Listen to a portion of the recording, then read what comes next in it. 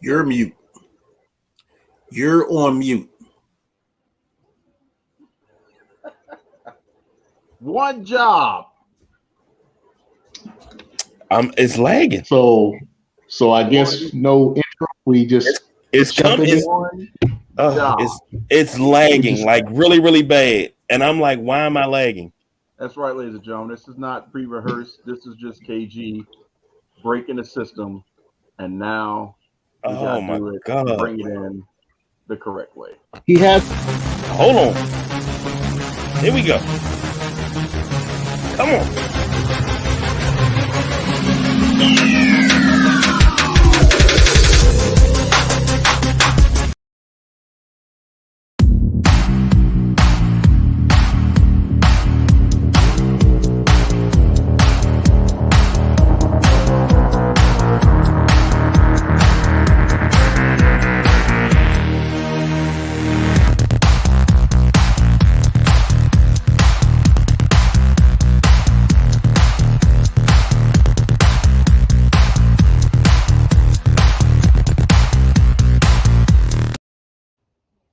First of all, did you just interrupt my daggone intro?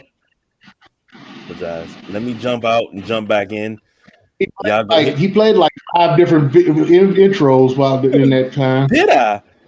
Man, this thing lagging like I don't know what. Let me fix this. Y'all go ahead, start this thing up. Y'all good. I am good now. Just don't press any buttons. Oh, don't press any buttons. I think you probably over there the one pressing buttons, man. I only pressed one button. That was for my intro. That was it. Oh, that's what. You could have let a brother know. When you couldn't get it working, I figured I'd throw to some video since you was having some problems. But either way, ladies and gentlemen, welcome to the Saturday Night Wrestlemaniacs. We're back. It's that time of year. It's WrestleMania season. You see below me is the Nubian Sumo. To my left or right, depending on where you're looking at it, the big guy KG, and in the Brady Bunch section, I guess it'll be down over there. Can't really see it, but we got the Midnight Rider jumping in, and the PM the night before KG and him get together and talk about some foosball and everything else. So 7 days from WrestleMania Night 1, we've played around with it, talked about it. I pushed it off, and now we're finally here, the first pick show of 2023. And if you're going to do it, you might as well start it off with WrestleMania. But in typical WrestleManiacs fashion, it'd be nice if we let the Nubian Sumo grace us with his smoke of choice, his drink of choice, and how much liver he has left. Oh, my liver is just fine. Thank you very much, sir. I'm sure my liver is appreciative of your concern. Now, to start off, for tonight, the Nubian Sumo is powered by the Herrera Esteli Corona Lounge cigar. This is a cigar that's exclusive to the Corona Cigar Company Lounge in Orlando, Florida. So I've had this one going on about 2 years, about 2 years now. So he's been sitting and waiting for tonight for me to burn it up. So there you go. And tonight's drink of choice is the Sagmore Rye, which is a 4-year aged rye bourbon made here in Maryland. And I pulled this one out specifically tonight in honor of a particular wrestler that I give a lot of hell to.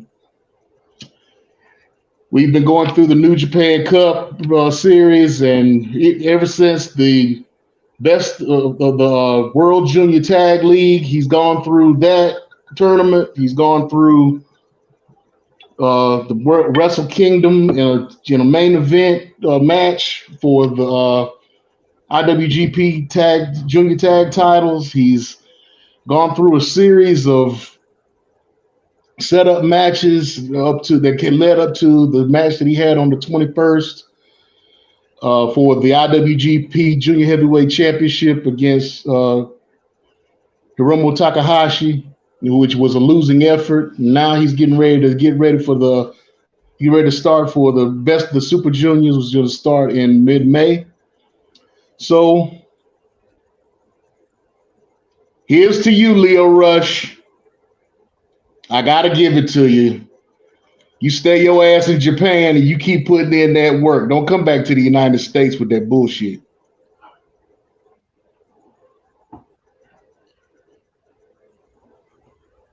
I thought I'd never hear it or see it happen where James actually gives props to Lio Rush.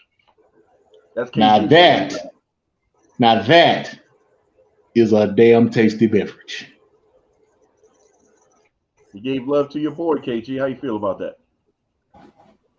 Surprised to say the least. Because I give credit with too. Yeah, I agree. But I saw the match. I saw the match he had at Wrestle Kingdom, which the man pretty much busted his face up. Had to go to the hospital for like a week after that match was over.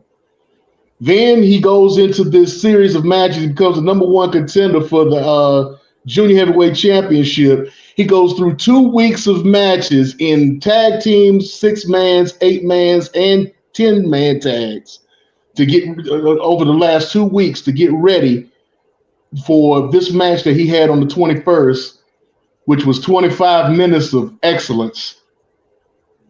It should have been the main event, in my opinion, but you know, they had they had the final of the new Japan Cup that they had to deal with. But yeah, I mean, you got to give it to him, man. I mean, he's like Hulk Hogan. Hulk Hogan is in the United States, and he's got the 6 moves of doom and shit. You know, you get the clothesline, you get the leg drop, you get the hulking up and shit. He gets to Japan and he's doing drop kicks, and he's doing insecurities, and he's doing all kinds of other shit. You know, he's an actual wrestler in Japan.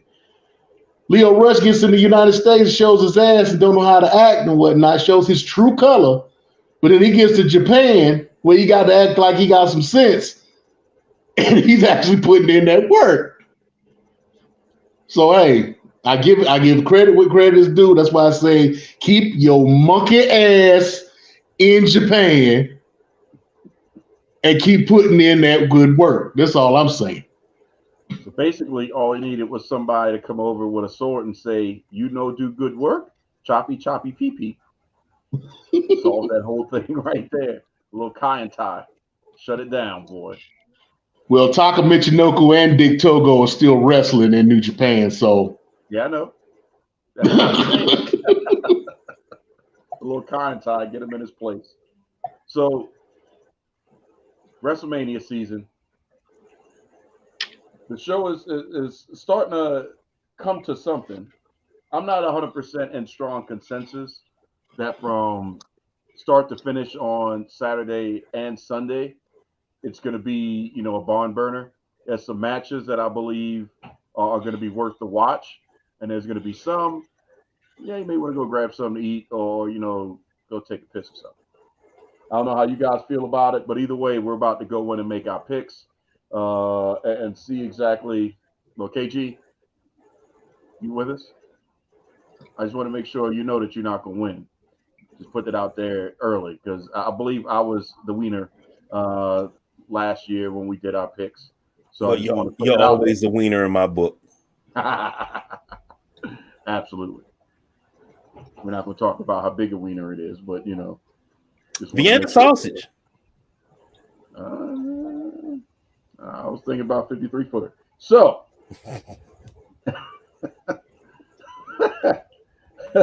More like a Slim Jim. I was waiting to see if James was going to jump in there. You know, it's been a while. I know you missed me, so I wanted to give you your opportunity to get a few shots. Give you some low hanging fruit there, James. How about that? Miss you like a hemorrhoid. Well, shoot. I mean, I don't know how many you can walk around with, but you got enough. So you keep numbing that pain with that alcohol, and then we'll get there. So since we got a guest in the building, we might as well let him go ahead with the first pick. So Midnight. He ain't no guest. He ain't no guest. He's been here more than 3 times. He got a shelf in the refrigerator. Right. He already got a shelf in the refrigerator, room in the closet. Well, he ain't bring nothing to drink. He got a drawer in the drawer, the whole thing. And the least he could have did was bring some biscuits. Brunch on the gimmick. He'll give us no love on Saturday night. He all about that Sunday morning. It's messed up. But either way. Normally at this time I'm a little too invited to join in. So shoot, that never stopped James. Nah. Never. Yeah. Hey, look, I wouldn't call it gimmick infringement if you was to come in and start, imbibing. I need some company anyway, especially with these juice drinkers. I gotta step my game up a little bit. I don't have nothing that fancy yet. Oh, yeah, you deal with what you like. I just tend to like what I like. I drink what I like. You do the same. Product placement. There it is. There it is. Yeah, what I'm drinking, what I've been drinking hadn't gotten us any sponsorships. What you got might get us one. So shit. All right, I got you. Or get us sued. Who knows? But KG got my drink tonight, boy. I like them shits. Them my joints right there. Yeah. The energy joints. I love them shits. I had 4 days down in Lexington Park this week, and between 13,000 and 17,000 steps each day. I needed all the help I could get. So these things saved my life this week, and I got to give a shout out to Arizona for being true, always being 99 cent, and always being good. Thank you. So they let you out by yourself finally now? You out in the streets? Oh, yeah. I'm always out here home. Working. Yeah. There's no way to follow up that. God dang. I was waiting for your wife to jump out there and be like, what the hell you say? She ain't even out here, bruh. Ooh, she gone to bed. Tonight. I am free tonight. You can show off tonight. Oh, yeah. I won't be getting hit with no unicorns, no pillows, no nothing. I got it tonight. Well, we're about to turn this up then. So let's start to turn up with the first match, first pick of the night. Bobby Lashley, Bray Wyatt. And a lot of scuttlebutt is Lashley going to get buried? Is this going to be, just an avenue to help build Bray? We don't know. But, Ryder, what's your thoughts on it? You got the first pick. Wow. Well, I think you got to give Bray the put over because he hasn't done anything yet.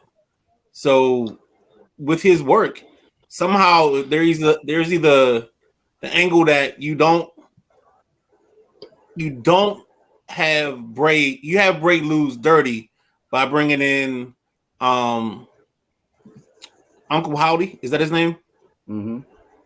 So it's got to be, if he loses, he has to lose on some kind of concoction or something. But I don't see him losing directly to Bobby Lashley because Lashley is just languishing out in the mist, and he doesn't really have anything going on. So I think it's either Bray clean or Bray losing with an angle to it. But my prediction will be Bray clean. All right. Sumo? See, I don't know where this match is going because it's not guaranteed that it's going to be Bray versus Bobby. Right now you got rumors where there's been an announcement about who the Bray Wyatt 6 are going to be. So there could be a run-in. It could be a run-in to start that faction. It could be if it does go Bobby and Bray, it could be the reintroduction of the Hurt Business 2.0.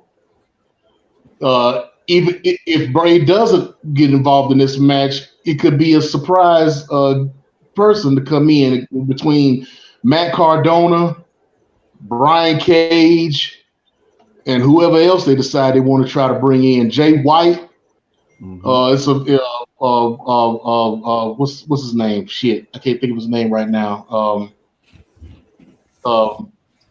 Kenny Omega's old partner, Japanese guy. I can't think of his name right now, but yeah, it could be just anybody. So I don't know how this match is gonna go. I mean, this is a hard one to say how it's gonna happen. But if it's going to be Bobby versus Bray, I say Bray, because again, they're gonna probably reintroduce the Bray Wyatt 6 in this match to keep both of them strong, so neither one of them pins the other.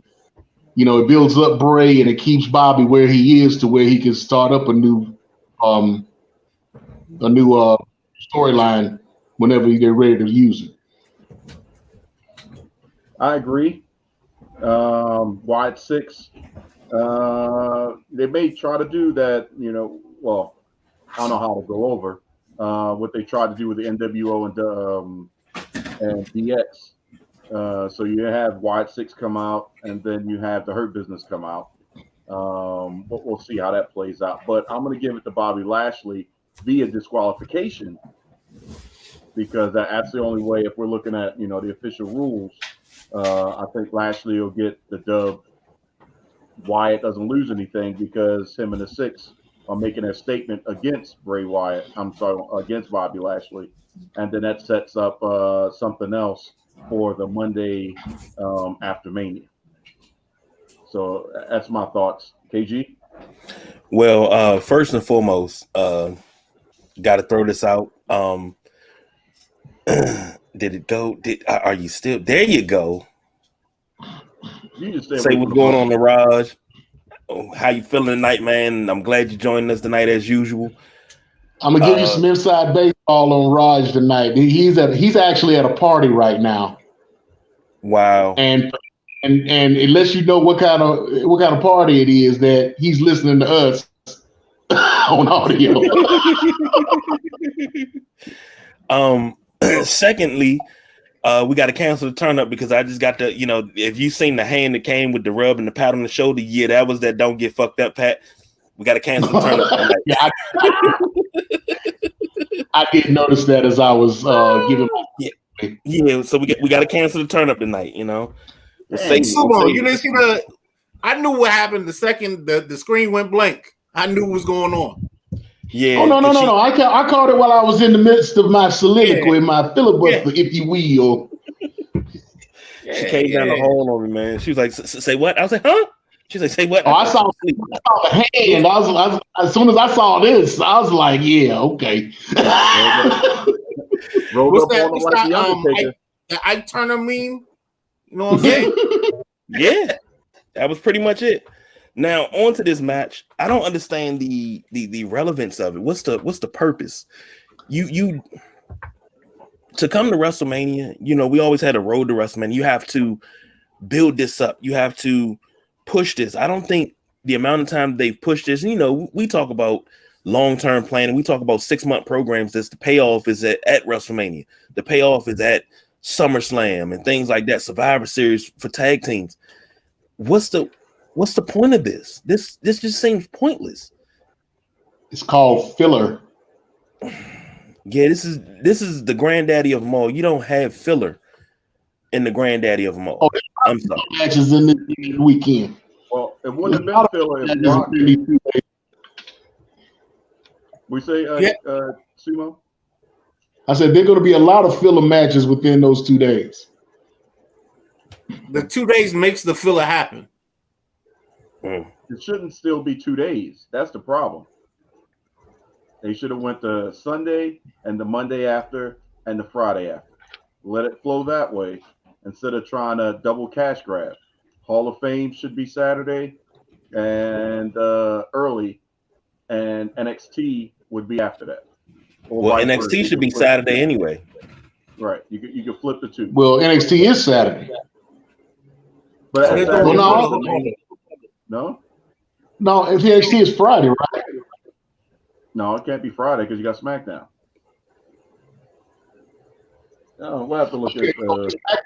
SmackDown, SmackDown, then the Hall of Fame, then NXT Saturday early. That's right. Then Yeah, night.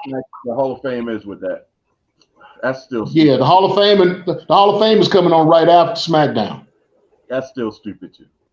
Wait, what? What's going on with the Hall of Fame?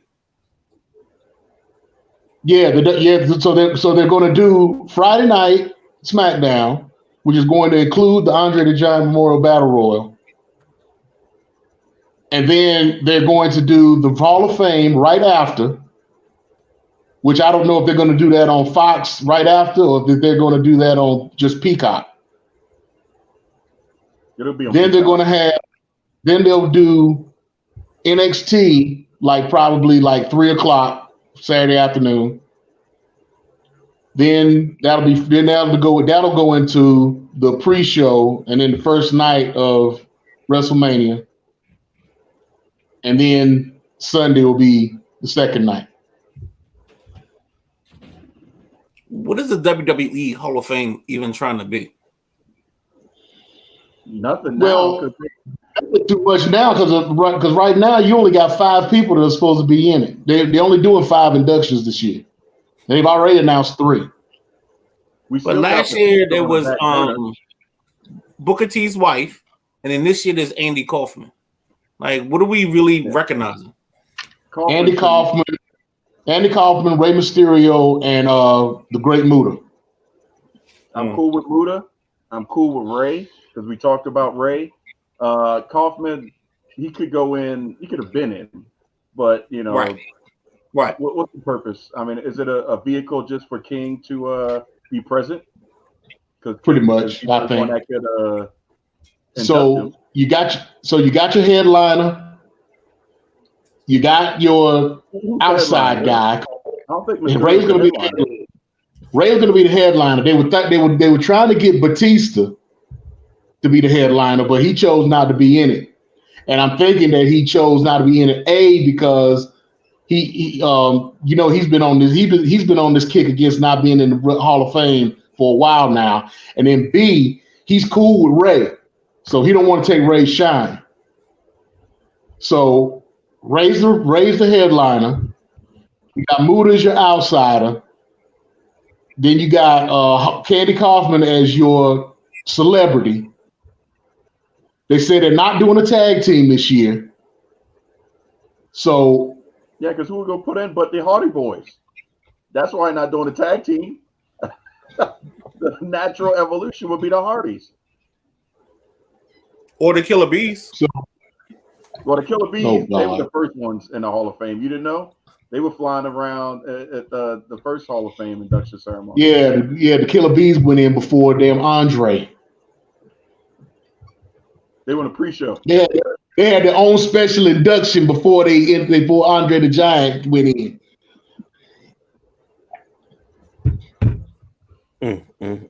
What female would go in? I heard it was Stacy Keibler. Now, I saw that as a rumor, but I didn't see it was confirmed. I heard that, but wait a minute. Stacy Keibler was first. I thought that was a rumor because I didn't see any confirmation of it. I think she was announced before Ray was. You fact checking, KG? Yes, sir. No? Yeah, hold on. I'm asking. I'm asking. I'm looking. I thought there was a woman that was announced before Ray was, but when they showed the picture, whatever you want to call it, for the Hall of Fame, who's in it, they don't show them. So they might have changed their mind on them. That's why I didn't see it, because when I saw the picture, it wasn't through WWE channels.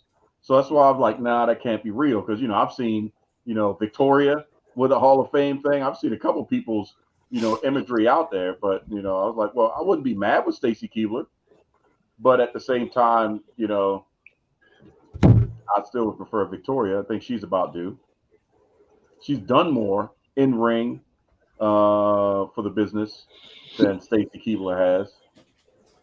Even though Stacy Keibler is still representing B more, but still, Victoria. Well, Nia Jax.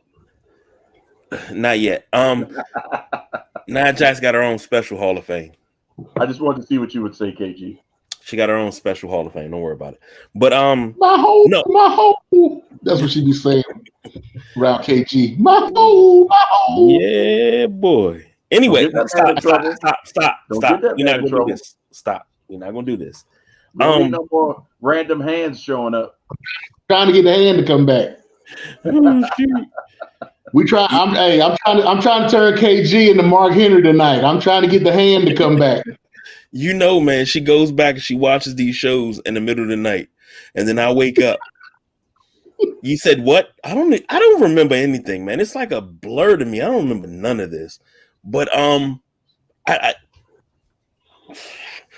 it's kind of sort of this thing where all the Hall of Fames are turning into the same thing. WWE, NBA, MLB, pro football. It's all turning. Everybody's getting in. Everybody. And yes, I agree with Raj. This is going to be a weak WrestleMania. The show, the weekend, the way they got it set up. Come on now.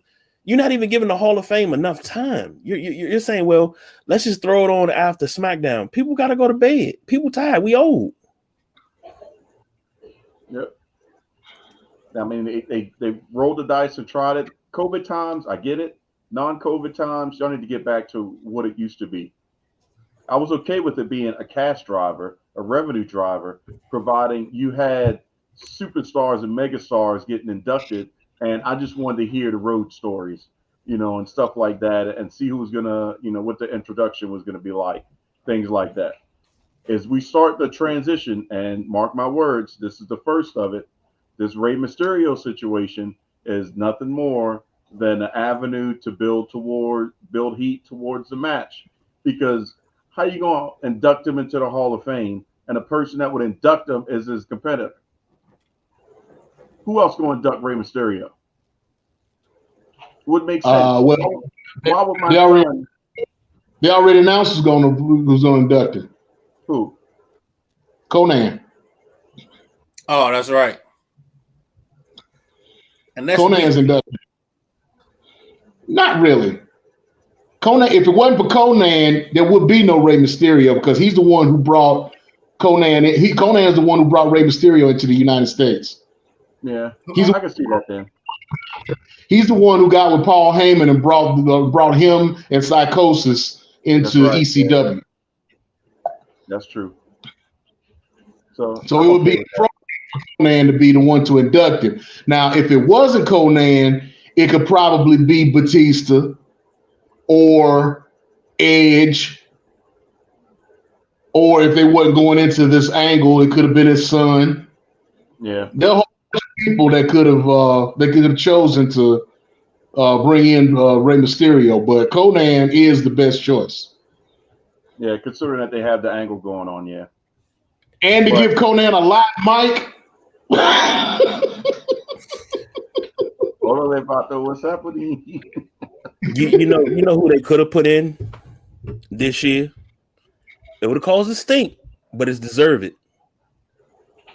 Chris Benoit. I knew he was going to say that. Never. That would have caused no stink. Never. Never. Just like KG. Don't mean no. Never happened. Never. Ever. Well, providing, and especially now, because even if they were going to do that with Chris Benoit, it got fucked up with Davey Richards. The shit going on with Davey Richards right now.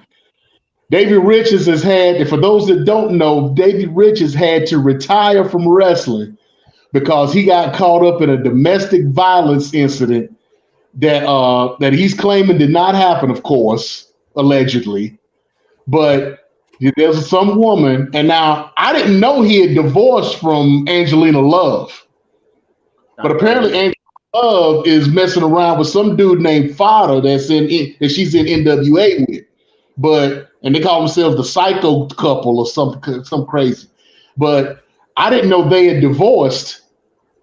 But now there are two women that are claiming domestic violence against Davey Richards, and all of these independent organizations have cut him loose.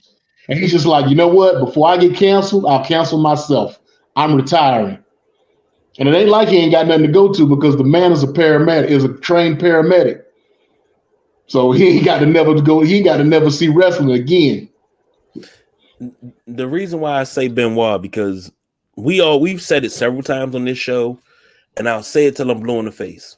When it comes to a performer, you have to separate the performer from the real person. Just like you got Hulk Hogan running around calling niggas, but nobody really canceled Hogan like that. You canceled Terry Bollea. And to use the words of Don Rodriguez, I know Hulk Hogan. I don't know Terry Bollea. I know Chris Benoit, but I don't know Chris Benoit. You cannot deny this man's space, his place, his talent inside the squared circle. I feel for his son because his son could have had a huge career. He could have really, the lane was carved for him, but nothing he could do with that last name. No. You know, he looks like his dad. Meanwhile, we see in AEW, Brian Pillman Jr., even though he's not getting the spotlight, he's at least out there, you know, having some matches. Jungle Boy, you know, he's out there. But David Finlay, the new leader of the Bullet Club out in Japan, fourth generation wrestler. The only way it would work is if on his deathbed, Kevin Sullivan would say, well, I'm about to die now. Y'all know I killed him, right? At that point, you got to be like, well, we're going to have to rethink this Chris Benoit thing. Even if he didn't do that shit, that sounds like something Kevin Sullivan would do. Yeah. But here's what's crazy. Since about 2008, I didn't believe the story. I was like, nah, it just don't seem right. It was too many inconsistencies, and we could talk about that till the cows come home. It's too many inconsistencies. Right side, dark side, left side, right side of the ring conversation. But I agree. Some stuff just doesn't make sense for how you can't really call it how drugged he was. Was it drugs or was it CTE? Well, they said his brain was that of a 80-year-old Alzheimer's patient. But between that, I mean, he may be the crippler, but at that point, you know, you give him the right thing, he could be out. You know, stranger things have happened, and it's possible. But, you know, he's still arguably, from a performance standpoint, the crippler Chris Benoit is arguably one of the best performers in all of wrestling. Period. He's up there in reference to his wrestling prowess to me as Bret Hart, because, you know, every move was a snap. I mean, you know, no wasted motion. You know, his entire body was in every movement, so you believe everything he was delivering and everything he was receiving.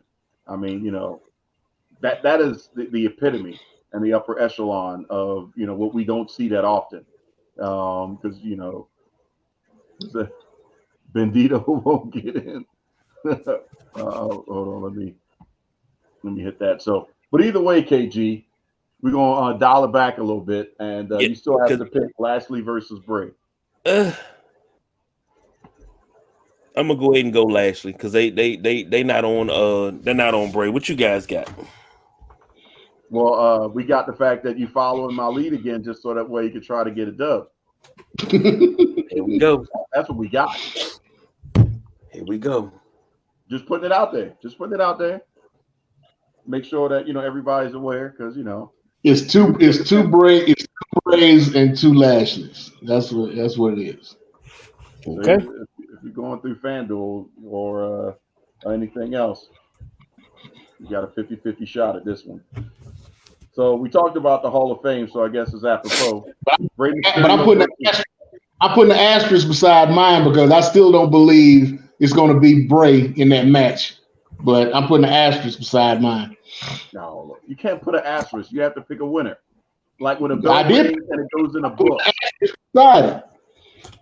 can't put an asterisk before. If McGuire gets an asterisk, I'm getting mine.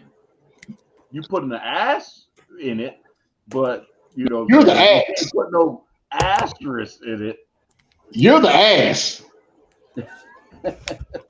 Your ass. Oh, James, One we me, got a few pussy. more matches before saying you pop. So trust me, you got it coming. Either way, Oh no, I've had 3 weeks. I've had 3 weeks off from y'all. I'm good. You ain't getting one tonight. it only take one of me. Trust me, it only take one. Keep sipping. So Rey Mysterio, Dominic. I will. See, you're a little delayed. God, can you stay focused? God dang. I heard what you said, Dominic. What? I'm trying to segue into the daggone thing, and then Segue. What you know about segue? What you know about segue? Take it down a notch. Take it down a notch. We got guests. We ain't got no guests. What fucking He's guess sleeping on you the got? couch. He's sleeping on the couch. Man, he got his own He done bunk bed. What are you talking about? He got the top bunk in the He got his own pillow, his own blanket. He got all that shit. You ain't nothing to guess here. Bless it. So as I'm saying, before our local alcoholic interrupted me, Rey Mysterio. No, I'm a drunk. I'll go to meetings. Close enough. Alcoholics are quitters. I'm no quitter. Don't pump him on. Don't pump him on. That's all he need right there. You get him all. What's that DC term, KG? Get him all sized up. He won't even know how to spell that, by the way. I got coast. He think he the biggest thing since sliced bread. What? I am the number 2 most recognized athlete in the entire world. Well, next to Muhammad Ali. Who's your pick then? Rey Mysterio or Dominic Mysterio? The Faja or the criminal? I got to give it to Rey. They're going to extend this out. They're going to extend this out. Now that they rest, now they're finally getting together, they're going to extend this out. It's going to become a mask, a match for the mask around maybe SummerSlam. And Rey and Dominic that'll be the retirement match for Rey Mysterio. He'll lose the mask to Dominic, and then he'll retire. So I'm giving the Duke to Rey for WrestleMania. As much as it pains me, and Lord knows, right up in here, and my chest region, and my heart, it pains me. I have to agree with the sumo. Heaven help us all. And the only reason why is because we can see the writing on the wall. Down the road, Dominic is going to have to separate himself from Judgment Day, and it could be a situation where Rhea Ripley has his mom, and she's about to pull the riptide on his mom, and that's the final straw, and he's just going to have to step in and do the right thing. But within that, we still have the match set, and there could be mask versus mask, but it needs to be not heel versus face, but father versus son for the legacy of the Mysterio name. Because that's how I would like to see it. I don't want to see, the heel winning and taking the mask. I want to see the transition because you have won up your father, and now he could go into retirement, and that's Rey Mysterio. So I'm going to agree with KG. I'm sorry, with Sumo. I'm just forecasting because KG, you're going to agree with us anyway. So, no, you think Dominic going to win? Dominic's not going to go the way you think. Because what's the point of him having the mask? What's the point? That's like there is no point. Now, if he started out as Dominic, it's the same point that they have in any lucha match where they take the mask. Yeah, but the thing is, you don't take the mask to wear the mask. You just take the mask to take the mask. And I don't think it's father versus son because this is not Eddie versus Dominic. Shut up.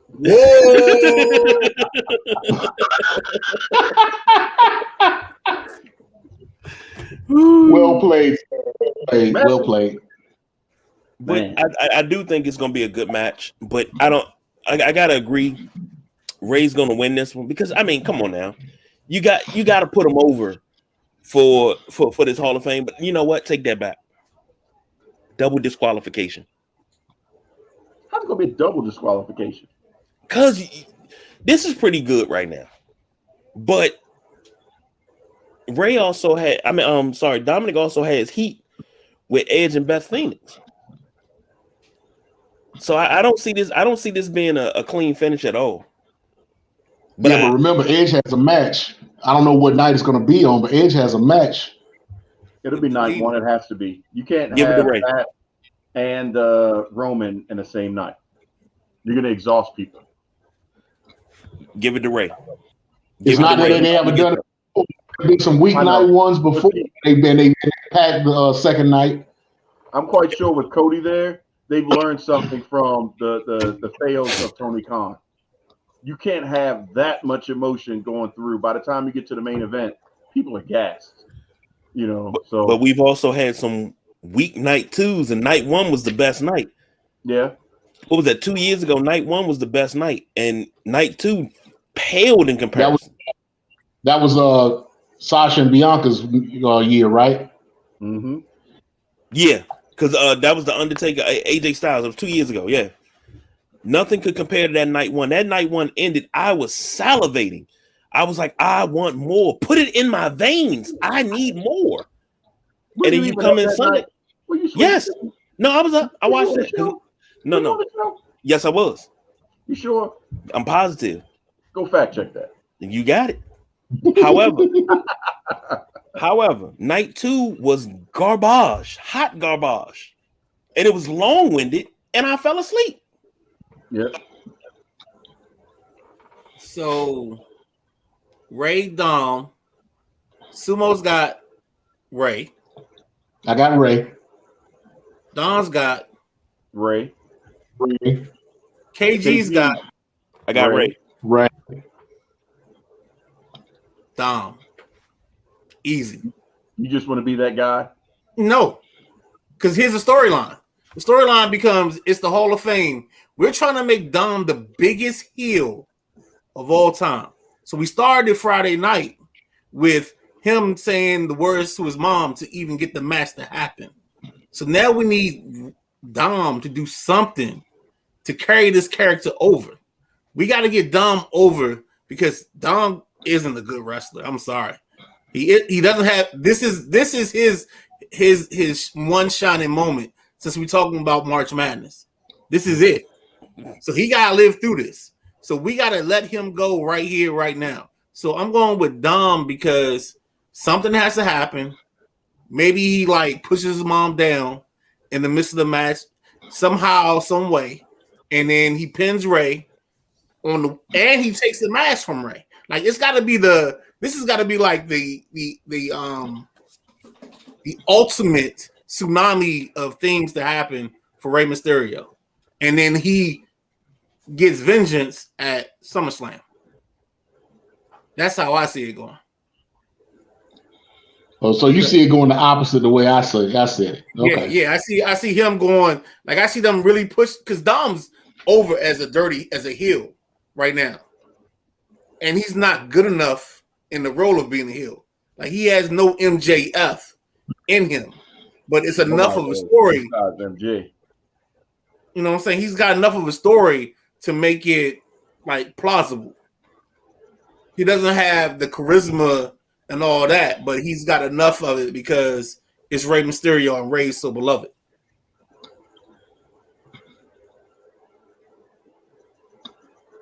Well, I'd say either way, I'd watch it. But you brought him up.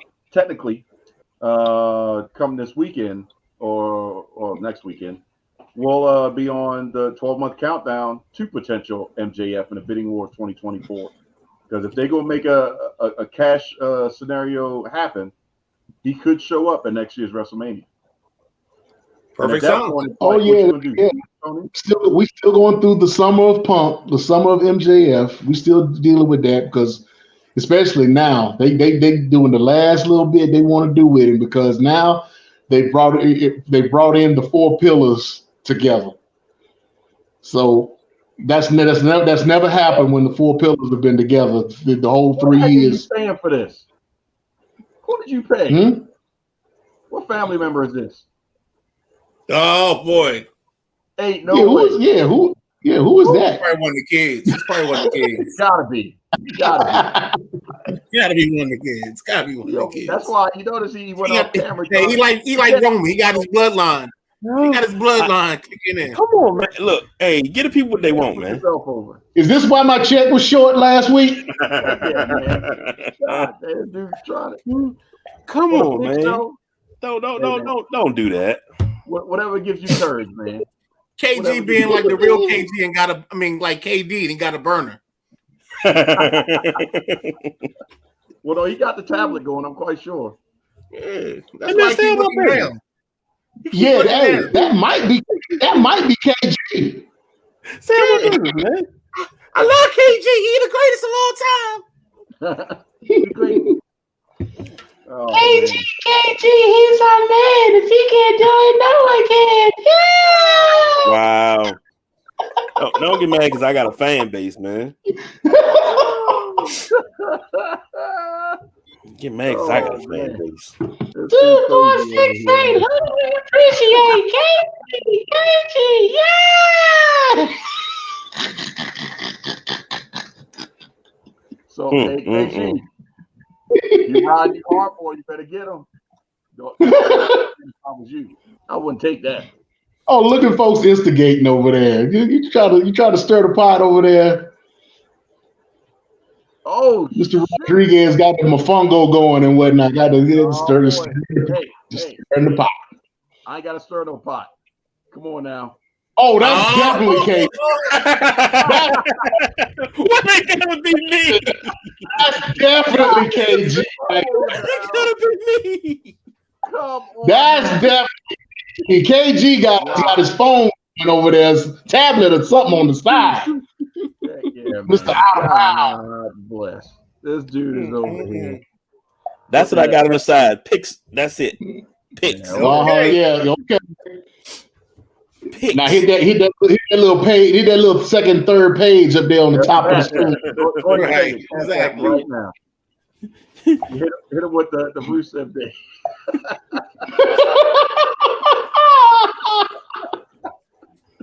Oh man! All right, so next up, KG's fan club. Give him a moment to actually pick, because he's going to have the first one. So you can cheer him on as he decides between Braun Strowman and Ricochet, the Street Profits, Alpha Academy, and the Viking Raiders. This is one of those fluff matches. Braun Strowman and Ricochet, Street Profits, Alpha Academy, or Viking Raiders. Jeez. I'm gonna say Viking Raiders because they're trying to break. Dang.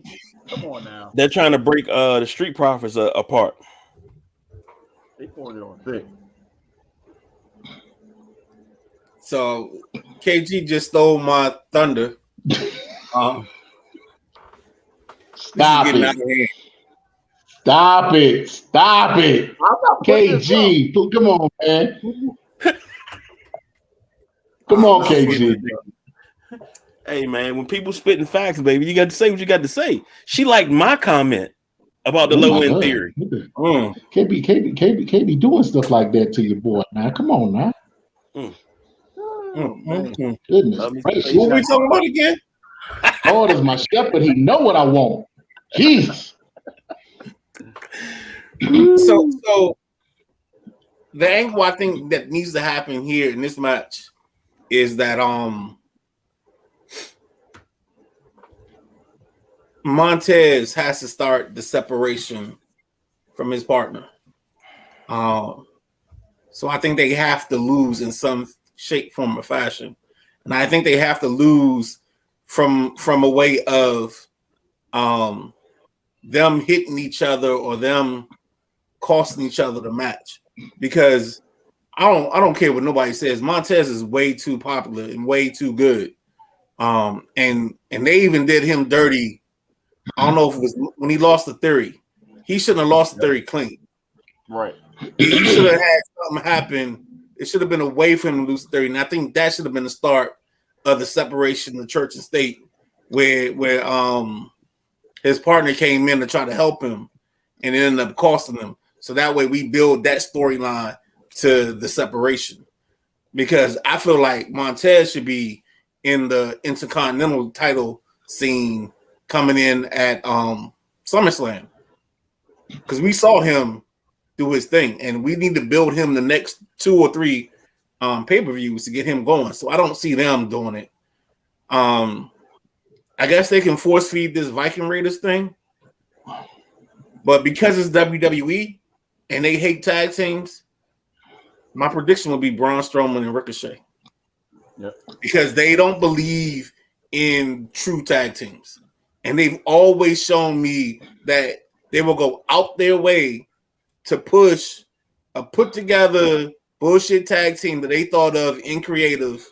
And they pulled it out of their ass with bobby pins and whatever to make something happen. So I think that's going to be how this goes. Go ahead, KG. I'm sorry. No, you good. 2 things.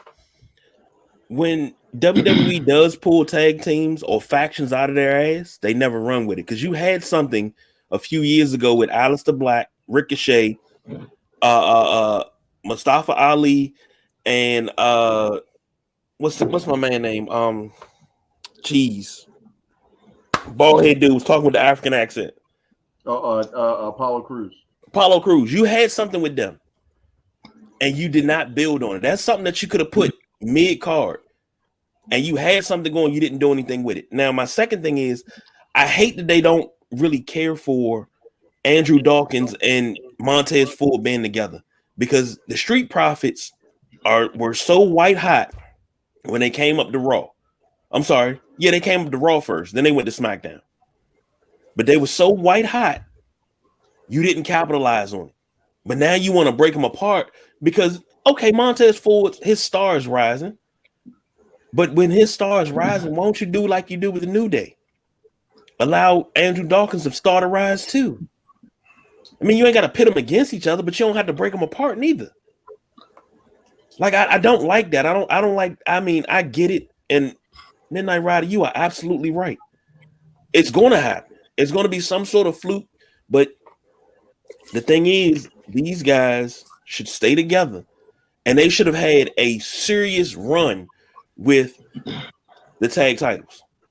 They should have been one of the top tag teams going. That's who you should be seeing every week because they're just that good together. They work very well together. But this is a company that doesn't believe in tag teams, and that's the problem. You know what I'm saying? And to be honest with you, Montez is, from his last exhibition in a singles match, there's no way you can keep him in the tag. Now, what you might have to do is make Angelo fall into maybe the pseudo third person that's maybe part of the New Day or something like that, where he becomes part of the faction and he gets hidden there because, yes, he's improved his wrestling, but he was the weak link the whole time. You know, he was just the sidekick. He was the Robin. I would call Dawkins the sidekick. I think when they first came Dawkins was the sidekick. NXT, they were pretty much equal. It's just that Montez Ford started stretching himself out when he did that first frog splash, and reminiscent of a Eddie Guerrero mixed with a swerve of RVD. Then people started paying attention, like, yo, this dude has ups. You know what I'm saying? Then he started sliding a little bit more of his style, and that's where it started to pull out. We're almost looking at, and I'm not trying to make a super comparison, but The Rock, as he started to pull himself away from the Nation, you start to see a little bit more going in that direction, and that's where Dawkins is having trouble catching up because the problem have that level of swagger. I give you that, but the other part is you got to think about it. WWE has a type when it comes to their singles wrestlers. But Dawkins Dawkins doesn't fit the type, and Dawkins has been moving his body. If you pay attention, Dawkins' body 2020 is not the same body he has right now. Yeah, but he's gotten better as a wrestler, and I think the only reason he still is Montez's tag team partner is because his wrestling ability has grown. So he's been held on because he's kind of made them keep him around. But at some point, he got to get left behind. Yeah, well, he can heel. You just gotta leave him behind. It's not like he's a bad wrestler, but you got to find something else for him to do. But it can't be with Montez. He can go back. Montez needs to be U.S. champ or the Intercontinental champ soon and very soon. Well, Montez will probably, if anything, he's going to win Money in the Bank. That'll be his forward motion, because they've got too many irons in the pot right now, to try to square it away to create a lane for him to just walk in and it be believable, opposed to somebody just handing him something. You can't even really call it earning. Money in the Bank would be the best avenue for him. And then once we have that happen, because remember, Money in the Bank can happen whenever they want to. It doesn't have to be at the same annual time. So they can, shift some things around, make the Money in the Bank ladder match, hell, after Mania. Why not? And then, if you wanted to slot him in there. Dawkins, I think, needs to go and do a heel turn, because they don't need to keep that feud between those two too long, because it's going to get stale. But we also have the other thing that's in play, and I'm quite sure y'all saw that, playing on imagery, we'll call it that, for that picture of Hurt Business 2.0 potentially with Carmelo Hayes, Omos, and that crew all together. So if they go that way without Bobby Lashley, then we could have a great avenue for him to become world champion or Intercontinental champion, because he's got the Hurt Business behind him. So, either way, we'll have to see. But KG, you saying that the Street Profits are not going to win, but who you putting a dub to? I get a dub to Viking Raiders, because they'll do everything in their power to not have the Street Profits win this. Because if they win this, then next thing you know, they got some heat and they can really run. All right, James. I agree with a lot of things that have been said, but here's what I'm thinking. Out of all four of those teams that are in the match, you don't really have a heel team, which Viking Raiders could be considered a heel team, but you don't have a strong heel team. And because you have a match that we're going to be talking about later coming up, the way that that's going to go down, I got a feeling that this is going to be the Street Profits, both of the Street Profits heel turn. Now, as far as a winner, I probably will have to go with the Viking Raiders, because they need the push. But you're gonna have a whole lot of things going on in this match. A, the Street Profits are gonna turn heel. And B, Otis is gonna separate from Chad Gable and go to Maximum Male Models, which is going to eventually, and this is this foreshadowing, which is eventually going to bring back what's his name? Jordan. Jason Jordan? Huh? Who? The Chad Gable's original partner with American Alpha. Oh yeah, that wasn't Jason Jordan. That was No, it was Jason Jordan. Jason Jordan. Yeah, the guy who was supposed to be Kurt Angle's son. Yeah. Him. Is he looking to make a comeback? Think about this, and I don't know if you've noticed it, but on Chad Gable's gear, and they've been kind of showcasing a little bit. They've been showing it, putting it in the camera the way you can see it. On his gear, he has American Alpha on his gear, on his ring jacket. And they've been putting it in camera so that you can actually see it. Have him turn to the side so you can see it on the side of his jacket or on his sleeve or whatever. You can actually see it. So I think Jason Jordan, I think Otis leaves Chad Gable. Chad goes around, he's getting his ass whooped for a few months, and then Jason Jordan comes back and they reform American Alpha. Well, I guess that's one way to stop being a road agent. So for my pick, I'm going to go with Braun and Ricochet.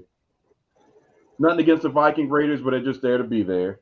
I agree with you, James. There's going to be some dissension in Alpha Academy, so that takes them out. Otherwise, Alpha Academy would be my pick to win to set up the Street Profits separation, because I believe that'll still happen. I think the way it'll play out is Dawkins is going to end up getting pinned. It looks like the rally's going to happen. We got the hot tag.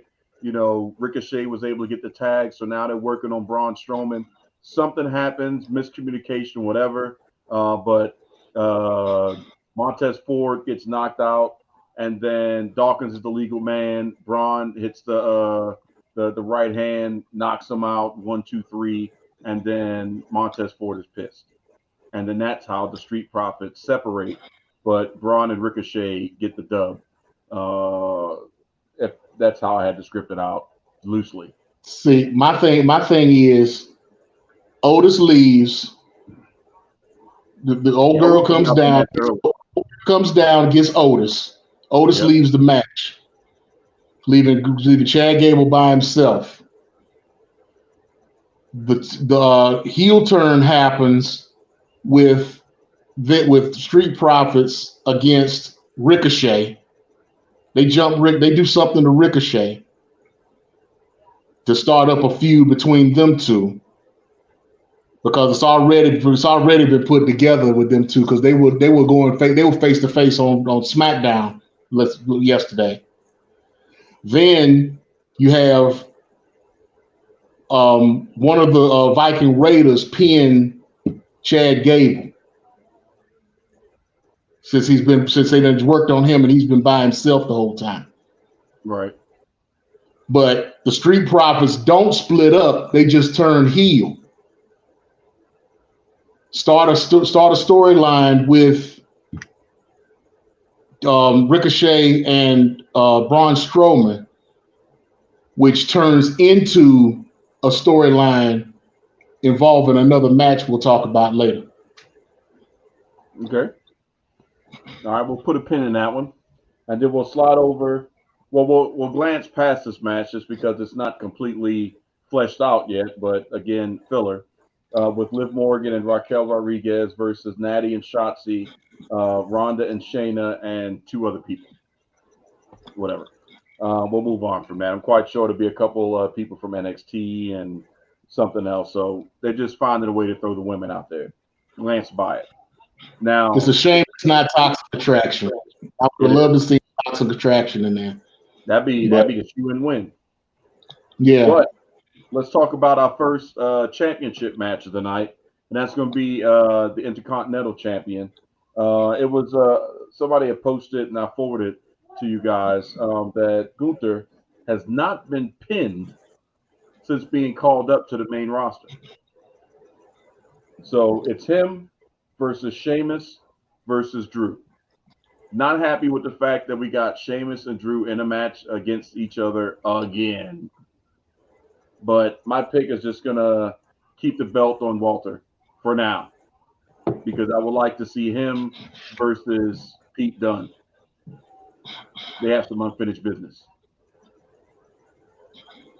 KG? Do I really have to vote on this one? Do I have to pick this one? Yeah. I'm not. And why, pray tell?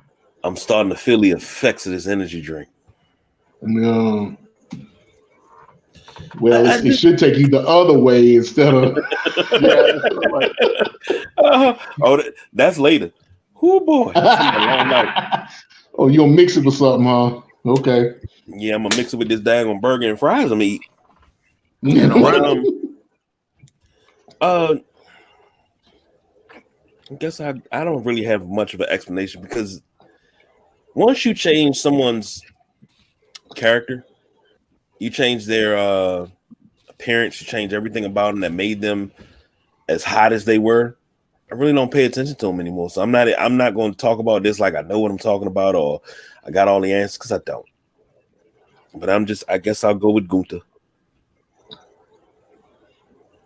Rada, what you got? So I'm actually going to go completely full board with your theory. I think this is easily Gunther. We set up another 3 to 5 months of Sheamus going back and forth with McIntyre.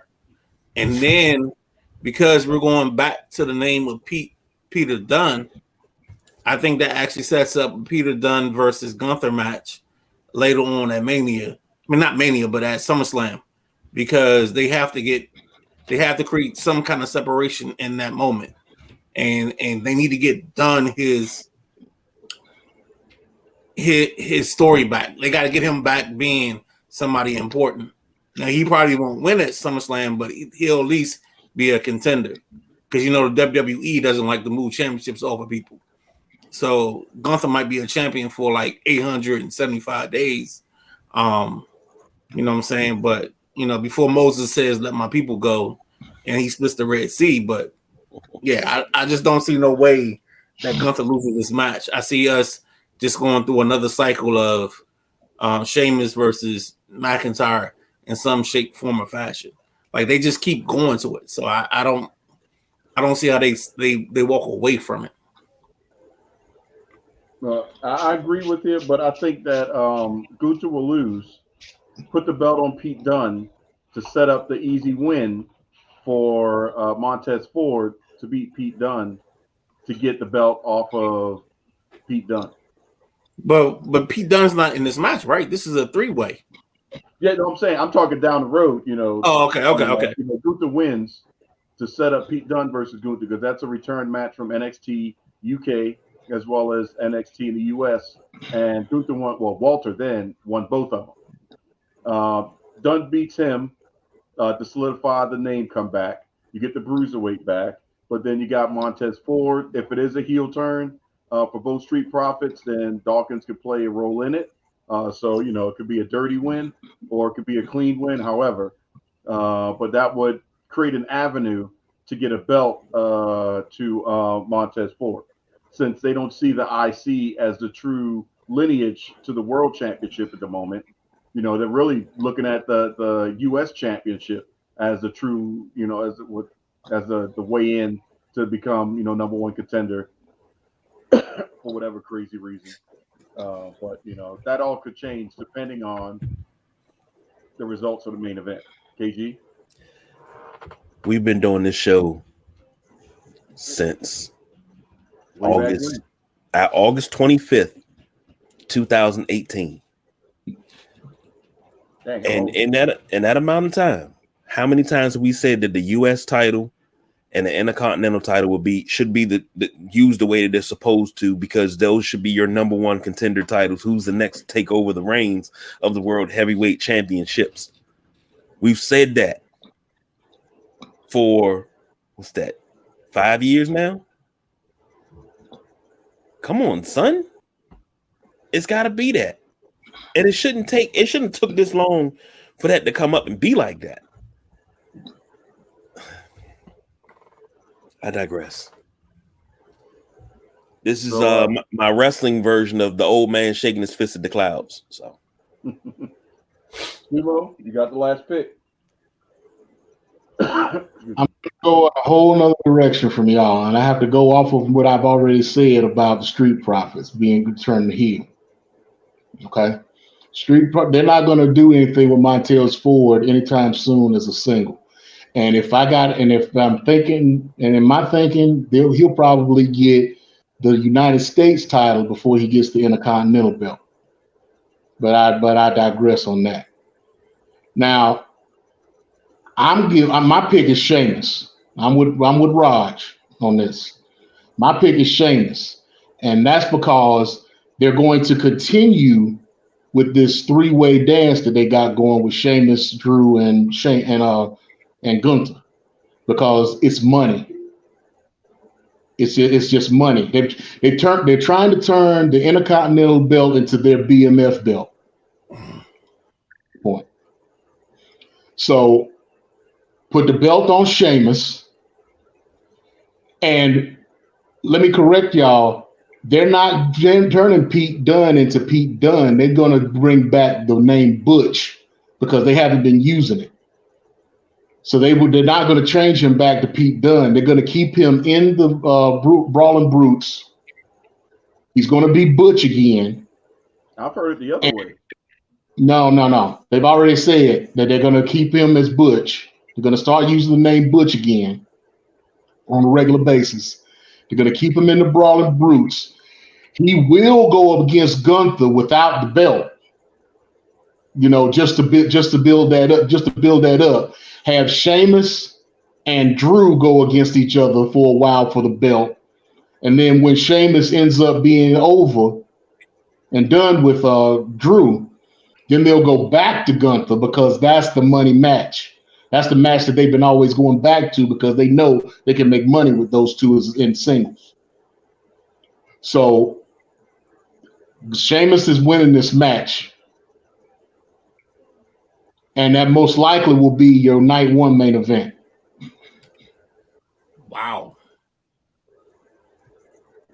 I'd say co-main event. I think that Hell in a Cell will still be main event, but we'll see.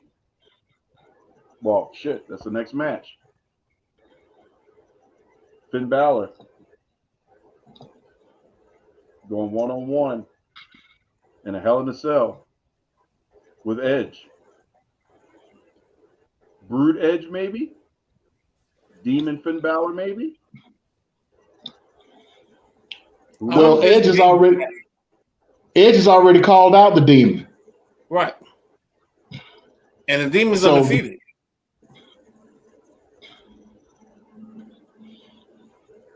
But go ahead. I don't know who you want to go first, so go ahead. No, I was just dropping that little nugget right there. That if All we're right, getting, Brood Edge versus the Demon, we haven't seen the Demon in what? 2 years. Almost 2, maybe 3 years. Right. So, So you can't bring the Demon back. You can't bring the Demon back and not have him win. I think this is an easy maybe there's some help to keep Edge strong, but I think this is the Demon winning this match. Easily. Not easily, but he's winning this match. Well, I don't see a reason why he shouldn't win this match because Edge at a certain point is about to run off into the sunset, and you can go ahead and get the party for his retirement going. And I think that you gotta because you built the Demon up as this special character, you can't bring him out for him to lose at Mania. I just don't see that happening. I just don't see the relevancy of that happening. So I would go automatically off the top with Demon Balor. And maybe that's because I got the t-shirt, but yeah, that's the main reason. Demon Balor. So who's going to run with Edge to balance it? Well, we got Beth. Beth negates Rhea, but who's going to negate Damian Priest? I think that's how we get to the finish. Because this could be potentially the first time in Hell in a Cell history that you start with 2, but then you end up with 6 people in the ring going ham in Hell in a Cell. It's fresh. It's different. It'd be emotionally stimulating, but then you still end up with the last 2. That way, it's not just another cookie cutter. We run out of stuff to do Hell in a Cell match, because the women pretty much put the button on all the other potential stuff you could do in a Hell in a Cell match. And then the time before that, I forgot who was Seth going up against? Not Cody, but before Cody. The last time Seth Rollins was in the Hell in a Cell, they did some stuff that was just like, man, disgustingly genius. Was it Finn Balor? Could have been.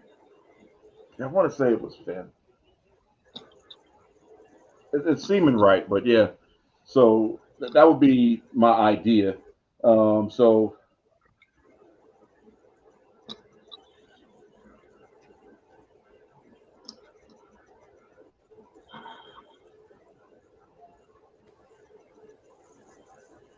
So who's your dang, pick, Don? that's what I'm looking. I'm like, I can see it going both ways, but which one would make sense for Monday? I'm gonna go with Finn. I really was kind of leaning towards Edge, but on the Monday after Edge shows up, where do we go from there? There's no reason for him to have a match or to have a program with anybody at this point if it's not going to be believable and necessary. So, but Finn Why Balor would showing up, coming out of Hell in a Cell, winning, that would make sense because then you could leverage that into Finn Balor starting to move back in title contention, and he could be the one that could take the belt off of Austin Theory or John Cena, depending on how that championship goes. why wouldn't Edge losing end up being a thing where he ends up back in the fold? Like, I've given you the tools to succeed. You show me that you can do it. Now I'll fall back in place as part of the faction because there's rumors about the faction growing, and there's no really other person that can come back into that group or come into that group to give them any kind of relevancy I wouldn't say besides. relevancy, but Ali would be a great person to put in that group I, okay, because we've already talked about how Dominic, he's got the name, but he's not putting right, in the work. right. But if you have, Ali that could go out there and put in the work as a tag team, him and Balor, I could see a championship going. And Damian Priest can go after the IC belt, and Rhea can go after a belt, and then it'd be believable. But Dom and Finn, yeah, you're just gonna go ahead and pin Dominic. That solves that whole thing right there. Just wait for the tag and take that guy out. Dominic's going to have to remove himself, but somebody that's just not being used that heavily, I'd say Ali would be a prime candidate, or a Cedric Alexander if he's not going to go into the Hurt Business 2.0. That would be another workhorse, somebody that's just not being used heavily that you could really grow something from, or Bronson Reed. Woo!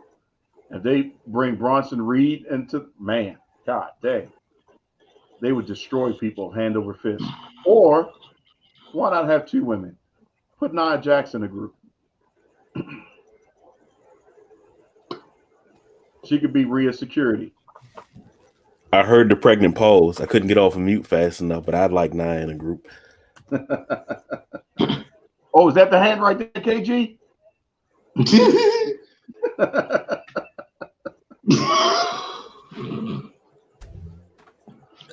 So I picked Finn. KG, what you got? You pick Finn. I'm going Edge.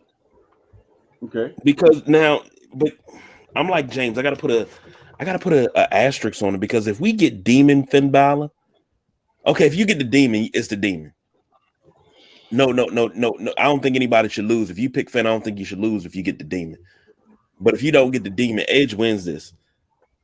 And yeah. Edge. I gotta go Edge for 2 reasons. So the People's Choice doesn't think I'm copying off of him, and also, I don't think the end of the road for Edge is as close as you think it is. I wouldn't say it's the end of the road. I just don't think that we need to see him for another, 2-3 months. For what? For who? Promos, mouthpiece, just talking. Because you still got to think they still, Edge has this thing with Finn Balor, which in turn he has something with Dominic Mysterio, Rhea Ripley. It's something going on there. That's something you can flesh out and you can go because it's going to come back down to Edge having to call in friends and hey, maybe he might call up Gangrel and Christian against these clowns. You know, the wife and the boys against these clowns. You got something going on there at SummerSlam. Just a thought. Well, I mean, Christian could be a possibility because, you know, his program with Jungle Boy is done. I mean, I'm over it. Jungle Boy won. We don't really need to see that anymore. And I don't know what is really left for Christian to do in AEW because I don't see him moving forward in a title contention. So that could be a possibility. World champion. On the other hand, he ain't you don't even get relevant. I mean, for what? World champion. He come out for the intro, but I don't need to see him wrestle. Hey, you gotta get your chalice of blood, you know. I say he come out for the intro. Still, to this day, one of the greatest wrestling entrances of all time. Second to which one? There's only one better. Come on now. You taking too long to think about this, KG. I mean, who you got better than that? Chris Jericho.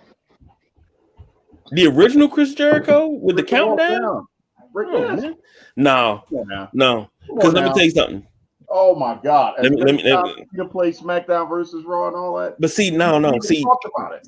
That I know, but that Brood entrance on WWF Attitude, that. Oh, it was no joke. And then the music, nothing better. The song is dope. I had it as though when I would walk on the floor of one of my old jobs, I would play the Brood's music, and it puts a bop in your step. You want me to get this work done? I got to walk myself down the ramp. I walked in the building with that. It made whispering cool. I can tell you that much. You putting that work in, like, what you say? Girl, shut up, girl. I'm over here. You know what I'm saying? Look, you took that a little too far. Next topic, please. Well, we gotta go, James Pickens, because I don't want to talk about this right now. Let me tell you how it is. Let me tell you, goddammit. If you ain't put that work in at WWE The Music Volume 4, something wrong. Just when you start to, get tired on the stroke, next thing you know, Jericho kick in like, oh, here we go. Oh, James. Only you would find a woman that would allow you to have sex with her to WWE Volume 4. Only you. Oh, it wasn't just Volume 4, trust me. Oh, I'm sure. I'm just using Volume 4 because you mentioned it. But no, only he had the anthology. Anthology, yes, sir. When they come crashing down.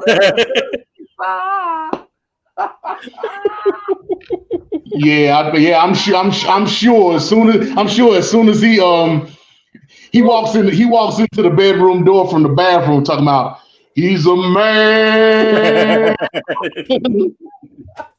Such a man. He's a real man.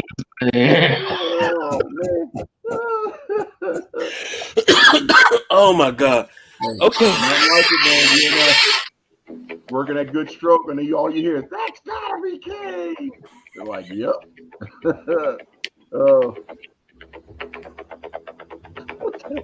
the hell is that? That ain't me.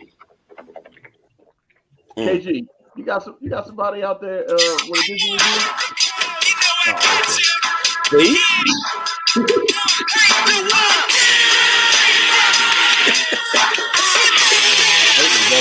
gonna put that work in right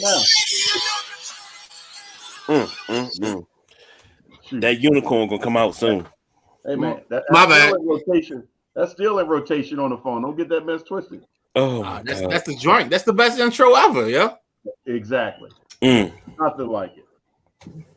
Word to word. We're talking about something that gets me more pumped than Annie Up, and Lord knows we all know Annie Up make you want to go choke somebody. But I'm sorry. The one entrance theme that I would even give any consideration to clapping cheeks to would be Sting's Crow theme. What did we turn into? Hold on. Come on, James. this now. I'm playing in my head right now. I can't get jiggy. It starts out slow. It starts out slow, right? So you can get that slow stroke, like da da da da da.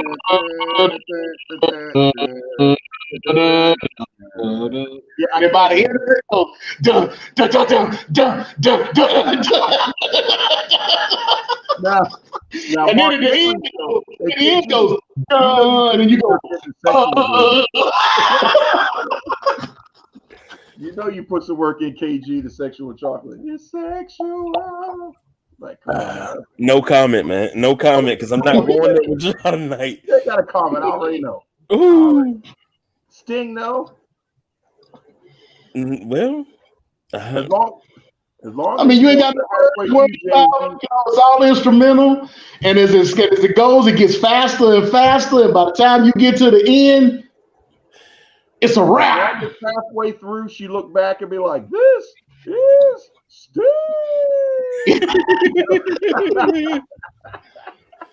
That's when you get that. That's when she get that nut in. There it is. There it is. Well, damn it, Ryder, what song, man? You got to say yours, man. Come on now. What do you mean? Which wrestling theme you put that work in on? I'm not putting in work on no. You know what? If we're going to put in songs. No, I got you. It's time to play the game. There we go.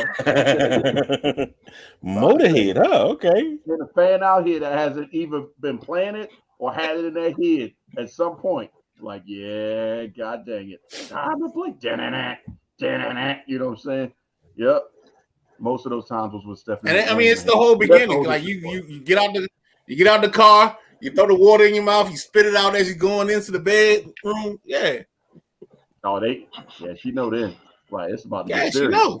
Kids better not come out that room. You want to partake in this? There's about to be 2 or 3 pedigrees by the time I get done. Lord G. Oh, okay. Next. I didn't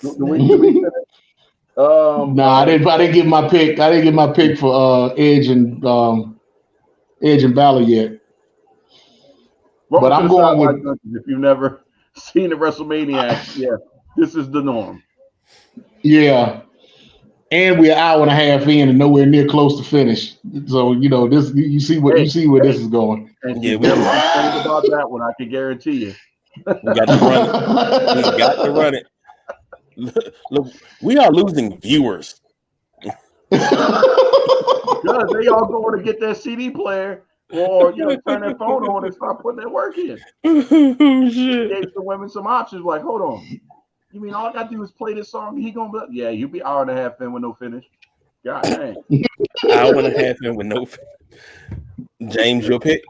Run a Broadway on a bitch. Oh man. Oh gosh.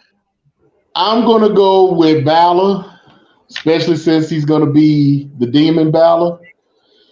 I don't see a reason for Edge to win this match unless he's gonna leave with title contention of some kind, which I'm sure he will before it's all over. I'm sure they're gonna give him at least United States or Intercontinental or maybe a tag title before he leaves.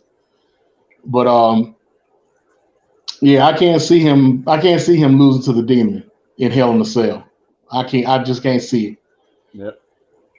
So plus that'll keep him motivated to keep going because I'm sure they're gonna keep him going until he breaks up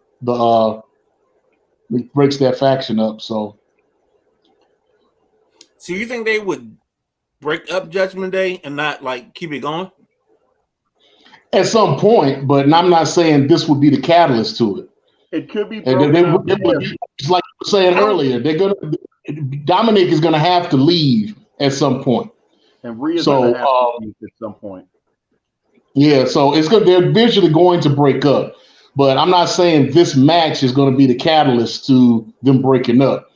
But it will at some point be Edge in some kind of way down the line that causes that breakup.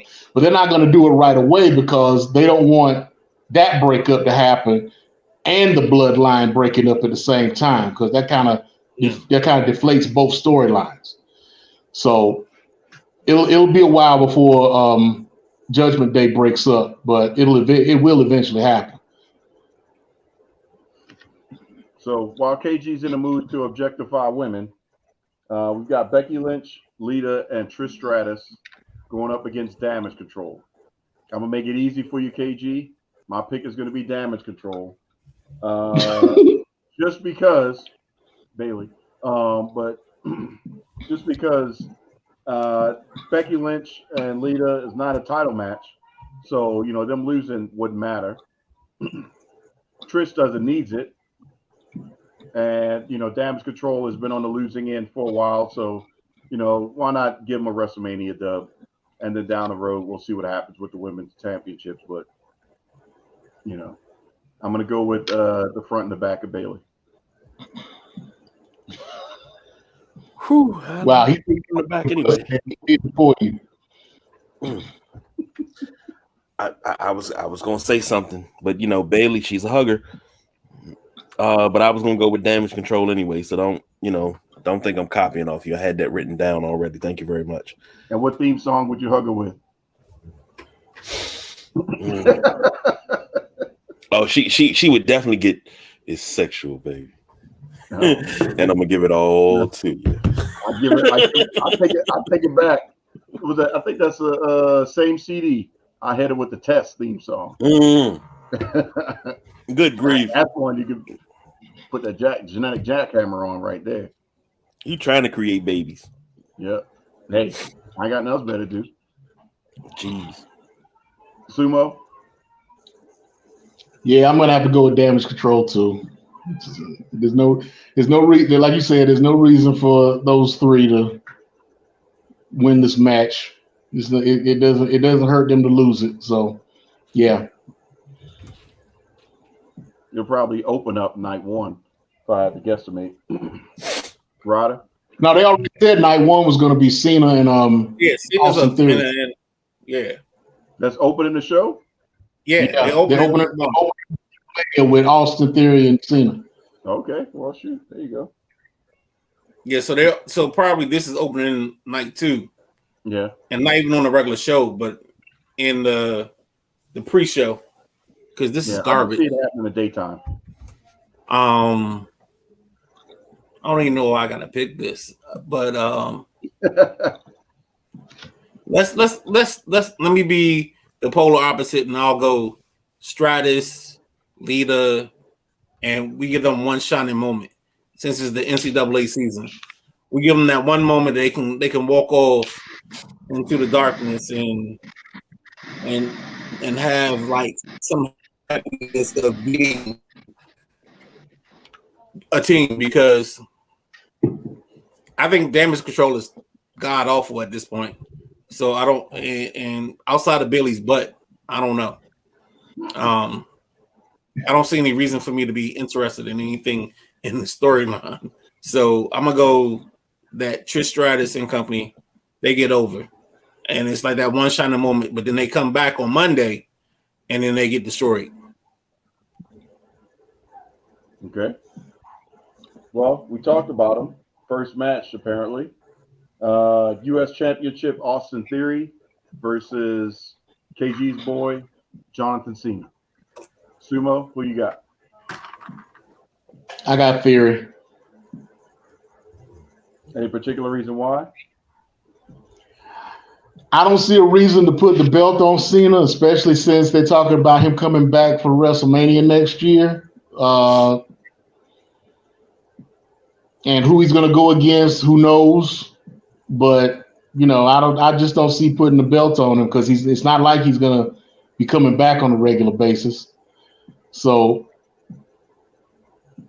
Austin Theory. So and you got that that biography that they did with Cena and The Rock, where he was talking about, I need, they got the torch got passed down to me, and I said all this stuff to The Rock, and I did all this stuff that he didn't know I was doing, and he wound up understanding in the end and whatnot, even though I didn't tell him what was actually happening, and yeah, it's his time to pass the torch, pretty much. So I see him passing the torch to Austin Theory. So I say Austin Theory wins this. Does it mean that y'all are comfortable? Because we at one point the closest to the streak that we would get would be Super Cena. Like John Cena ain't losing nothing but the proposal to what was that Nikki Bella. That's the only thing he's going to lose anytime soon. Now he's showing up and losing matches on large stages. So y'all okay with that? Nah. Actually, I'm gonna go with just because tonight has been this way. I'm gonna go with Cena wins this match, because that way we can push Austin Theory on to his next chapter, which is I think Theory should be challenging for the World Heavyweight Championship. He shouldn't be the IC or US title guy. He should be a guy that's main eventing this show. And because of the way he handled the transition from his previous character to who he is now, and I think the way he's ran with it, I think we got to let him go. I think we got to let him move forward.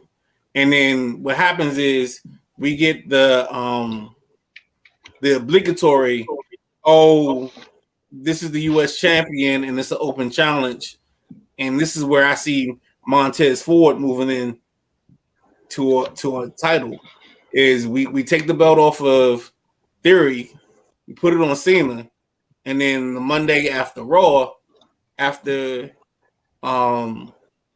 Montez is turned on his partner, now we getting into Montez versus Cena on either Monday or Friday, and that becomes the new U.S. champion.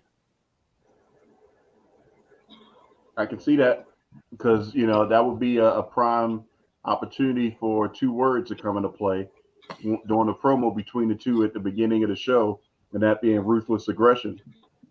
There you go. Why'd you turn on your partner? Ruthless aggression. Montez Ford saying that, he was so ruthlessly aggressive one time. Remember, he passed out while shaking the ropes. That dude wore it out. So, we want the smoke.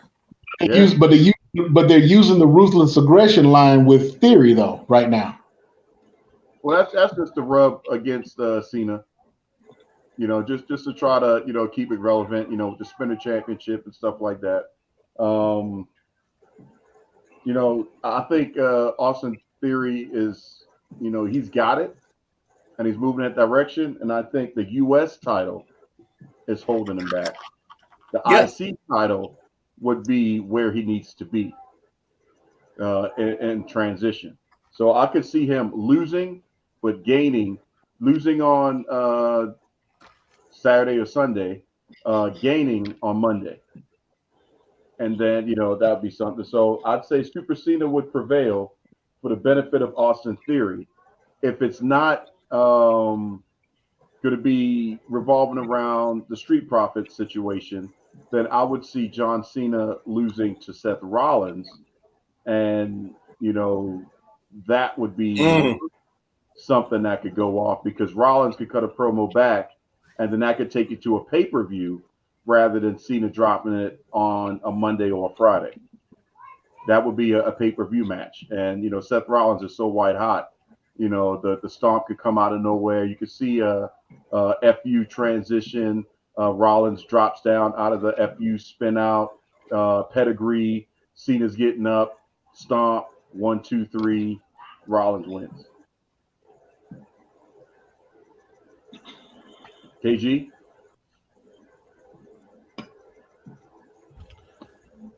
Listen to everything that everybody had to say.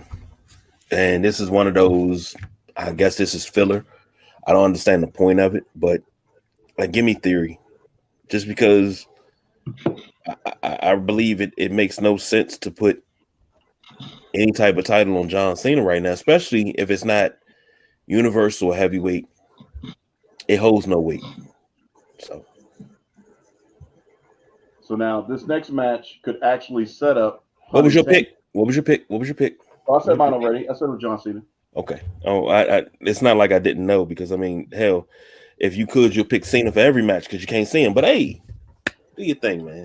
Can't see me right there either. But the theory in this next match could prove what I just said to be correct. If No pun Logan intended. Paul was to beat, No, he intended if Logan Paul was to beat Seth Rollins, then a mad Seth Rollins would come out to challenge John Cena and end up starting a feud with John Cena and taking the belt off of John Cena, and Logan Paul would get a dub at WrestleMania. So that could be the 1-2 punch to set up, that scenario. But do I believe that Logan Paul could beat Seth Rollins? He's no Bad Bunny in reference to his capability in the ring, because Bad Bunny last year was just amazing, unexpected. I mean, Logan Paul's just tall, and he's got some athletic ability, but he's still stiff. So Seth is going to have to carry a brunt of the match to make it really believable and fit within that wrestling style. But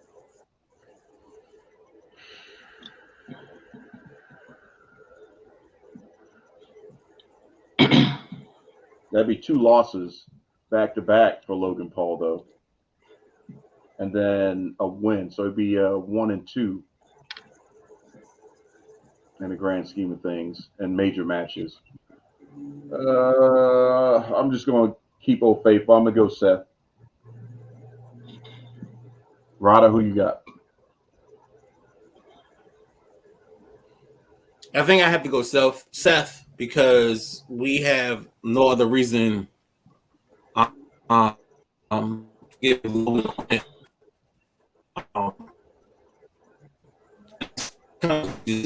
your whole is.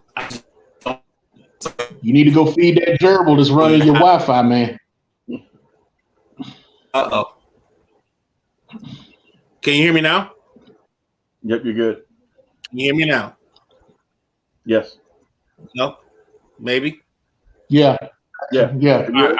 So all I was saying was I don't see a way Seth wins this. I mean, I'm sorry. I don't see a way Seth loses this because you've knocked him out twice on TV. So you have to give him the alleyway to come back from being knocked out twice. That's the storyline. KG?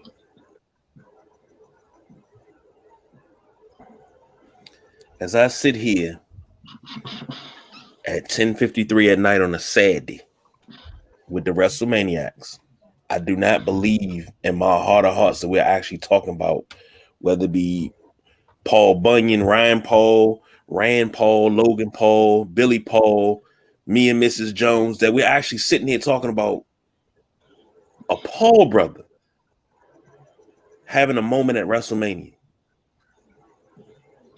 I'm disgusted, to be quite honest, that this is even a match on this type of stage. I don't really care for Logan Paul or his brother. Now, they've taken what they had and what they've done, and they've made a pretty good living out of it, which is good. You turned yourself into millionaires and things like that, and, controversy creates cash. Get all of that. I would love to get in the ring and box both of them. I would really love to do that. Just give me 6 weeks and your ass is grass and I'm going to smoke it. But I don't. This will be my bathroom break match whenever it's shown. This is when I'll go in the bathroom. If it's going to be a 15-minute match, good. I can light an incense and, poop away the stresses of the day. But this is a bullshit ass match. And I think this is beneath Seth Rollins. And I'm just saying that because I don't care for Logan Paul. Never have. And to say that he's getting a WrestleMania moment, so many more that are deserving of this moment and will put on a better show than Logan Paul. But I'm going Seth. If I got to pick, since I do, I'll go Seth. But this is a trash ass match. I'm sorry. Thank you for telling us how you really, Sumo. I'm going Logan Paul with interference from Miz and or Jake Paul. Dang. Okay. Oh, and side note, if I had the opportunity, if it was possible, I prefer to see Billy Paul at WrestleMania than Logan Paul. Me and Mrs. Jones. Okay. Side note from earlier. Don mentioned the streak earlier when we were talking about Cena. Trivia question. Who has the current WrestleMania streak active at this time? Ooh. I'm gonna go ahead and say I don't know. Seth Rollins.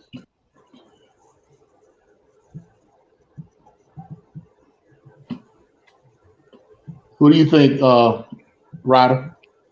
Say that one more time because I missed the question. Who currently has the longest active winning streak at WrestleMania?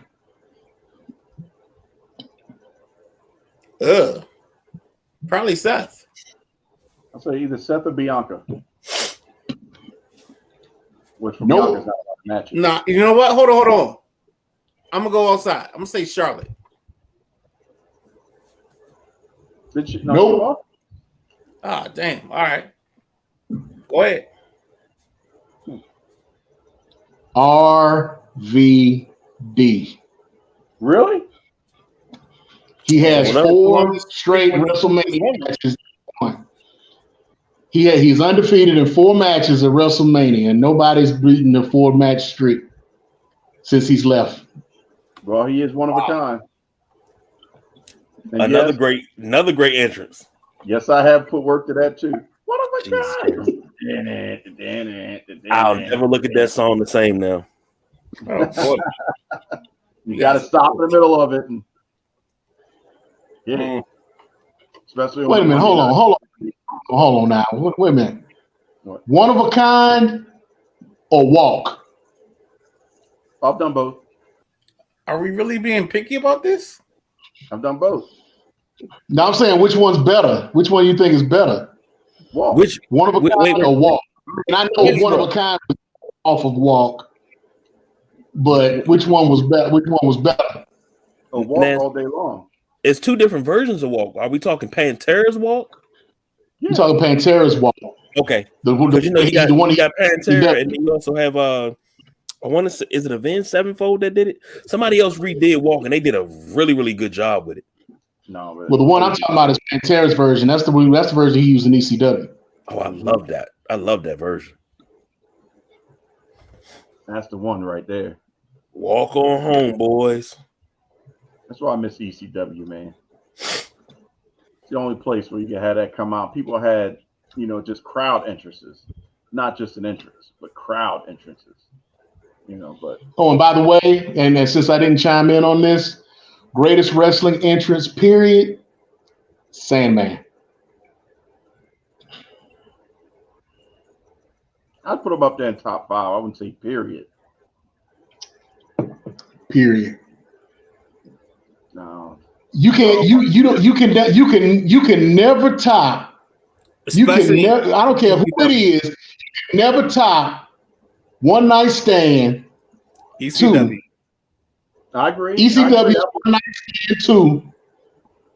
5-minute entrance to enter Sandman.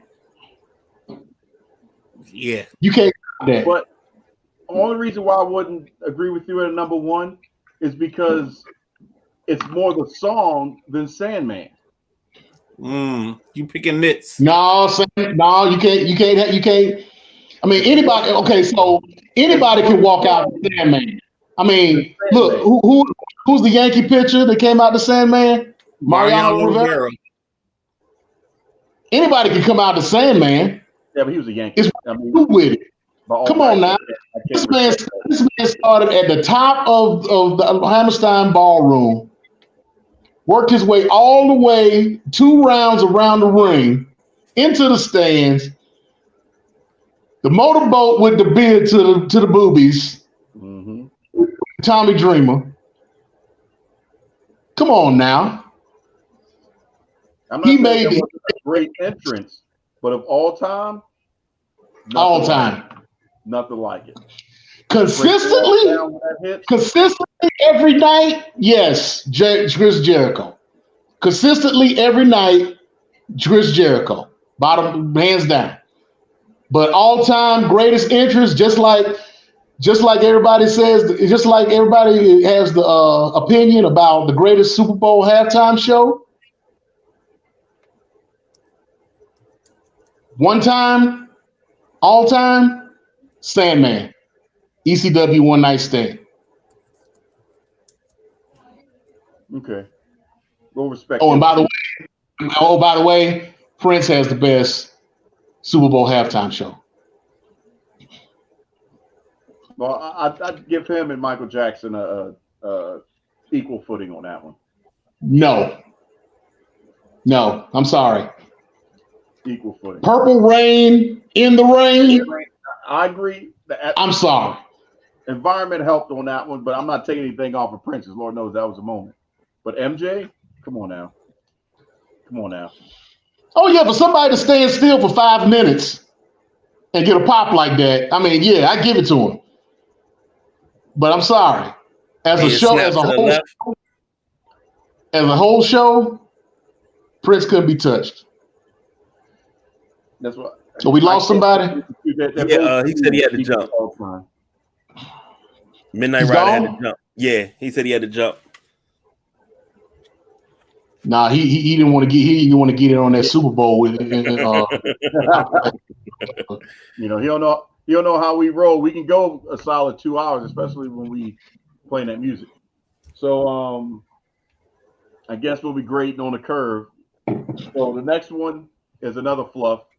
Brock Lesnar versus Omos. KG, you got the first one. Omos. James? Yeah, they got to give it to Omos. I agree. It doesn't hurt Brock to lose this one. And this is going to be the debut of the Hurt Business 2.0. Not that Omos needs it, but it makes it make sense. And it could build a little bit more. I can see Sheldon and Cedric getting involved in this one. Yeah. And Carmelo Hayes, because I like that concept of Carmelo Hayes showing up. And then I don't think so. I think Carmelo wins that match against Braun. I agree, and he still showed. Why can't you have the Hurt Business in two parts of the company? That means you could build another faction down in NXT, and then you have your main roster. So basically, they're building a Bullet Club.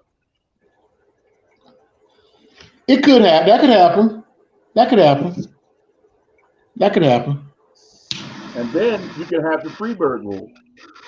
So they can go after take tag championships between both brands and swap who's on the show. That makes NXT more interesting since their attendance is down. So obviously, this is going to get stolen. So now, so you're going to have main roster people swapping back and forth, and you can have a strong faction. Braun Breaker's got an uphill battle to go to because it's just not Carmelo. Now he's got the Hurt Business behind him. You can give MVP an impression on NXT. So, it gives you a little bit extra layer. So we're in agreement on that. Now we're about to hit Championship Alley at this point. So the first one is going to have implications towards everything else. And that's for the WWE Tag Team Championships. And that's going to be the Usos versus Sami Zayn and Kevin Owens. James, you got the first shot. I say Sammy and Kevin take it, and then the Street Profits turn, and eventually they'll go after the tag titles against them because now they're heels, and they'll give Sammy and Kevin an actual heel tag team to go up against. That's worth their salt. Okay, KG. Ooh, so why, if it ain't broke, don't break it. Sorry.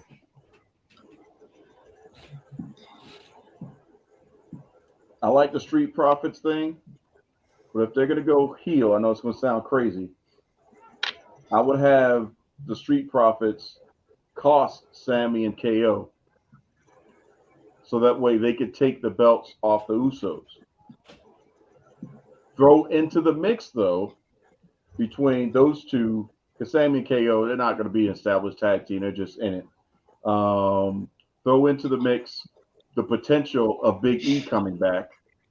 So now we'll have the New Day versus the Usos intermixing with the Street Profits, and you could kind of run between those three for a good little bit, and all solid matches between the three of them. But I would keep the belt on the Usos because we know the writing on the wall for down the road for the main event. So that gives us a little bit more interesting of a layer, because how are you going to be the tribal chief and you don't have your championships? Why they got their championships, and we'll have to see how that plays out. Main event may have the gumption and the gall to actually speak up against the tribal chief because they still champions. So I'm going to keep the belt on the Usos in lieu of what could potentially happen at the main event. Speaking of championships, keeping the belt on, I think this is going to be an easy one. The Raw Women's is going to be Asuka versus Bianca. I'm going with Bianca hand over fist, period. KG? Giving a lot of looks there. It's probably that you better hurry this up before you get this POP. Hold it down. Hate to see it go, but love to watch it leave. I swear. Mm-hmm. Don't be kissing up now. Nah, I love her. I think I love her. Gucci, you don't love me. Gucci. Okay. I'm going Bianca. I think this is going to be a really, really good match, but give me Bianca in this one. James?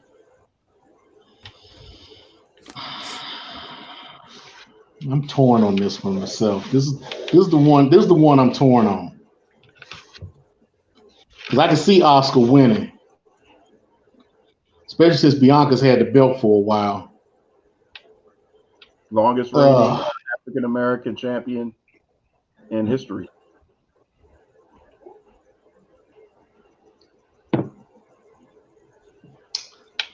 I guess if I gotta bet money, I guess I gotta go with Bianca. Yeah, that's a sure lock. Nothing against Asuka, considering that Asuka beat her, the 2 times they faced in NXT for the championship. So this is kind of like, the. But it's kind of hard to pick to pick Bianca because of Asuka's turn. Right. I mean, and her new gimmick. But it's just, if you put the belt on Asuka, where you go from there? Where it would go from here for either one of them. I can't see who would be next in line. I mean, after this person that can take it from Bianca and be believable. If we're not going to get the Wyatt 6 and they push Alexa, then that's what I was thinking. They might go with Alexa, especially since she's got all this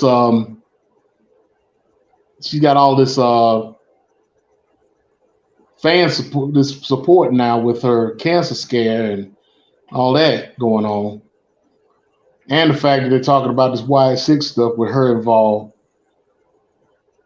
Yeah, I'll stick with Bianca. Yeah, for right now. But the one that is up in the air is going to be Rhea and Charlotte for the SmackDown Women's. KG? Charlotte keeping this one? If we keep the belt on Bianca, then that means you could flip it on the other one. I say Rhea.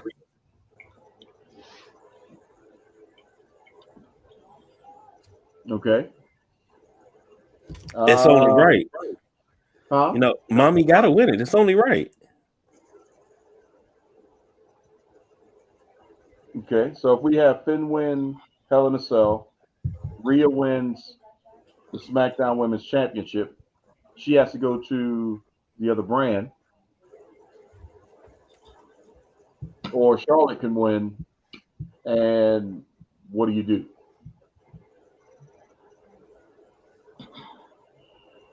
I'll give Rhea the WrestleMania moment. Charlotte's had enough of them. She doesn't need it. She'll have the grand entrance, but I think Rhea will get the dub. Plus, they trying to. Yeah, I'm going with Rhea too because they eventually want Charlotte to beat Flair's record. So and I think that record would come off of the back of be contributed to by if she beats Bianca Belair. I think those two have some strong magic that is unresolved, especially since she don't go there. Like, man, when she rocked that line, I was like, oh my God, that is gold right there. You don't even go here. So now we come to the main event.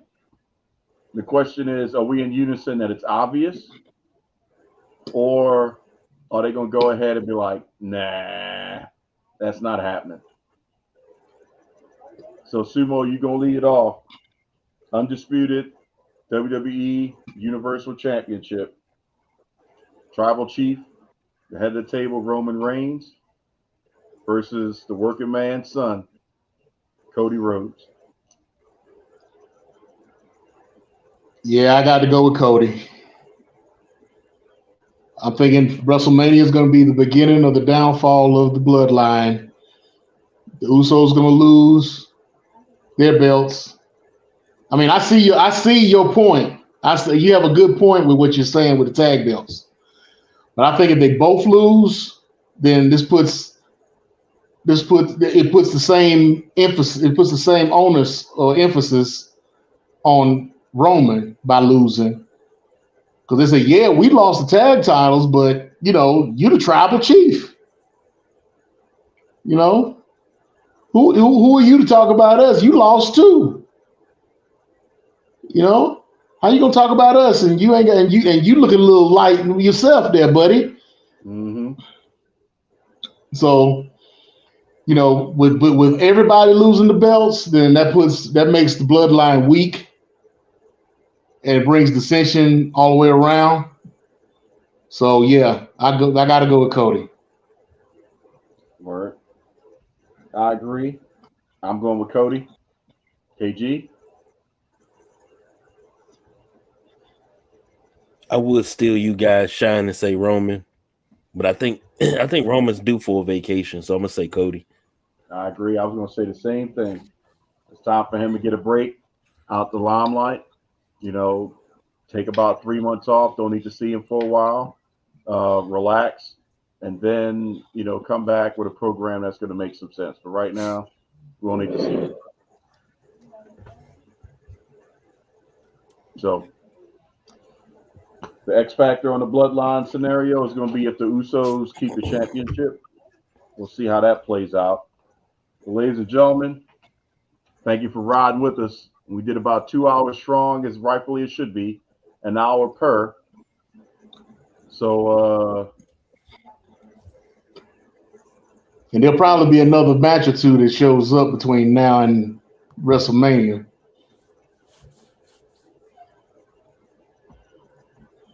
I got a feeling that they're gonna put some more filler matches in there. They're gonna try to throw some more matches in there somewhere. Yeah, but they'll all be pre-show stuff like that.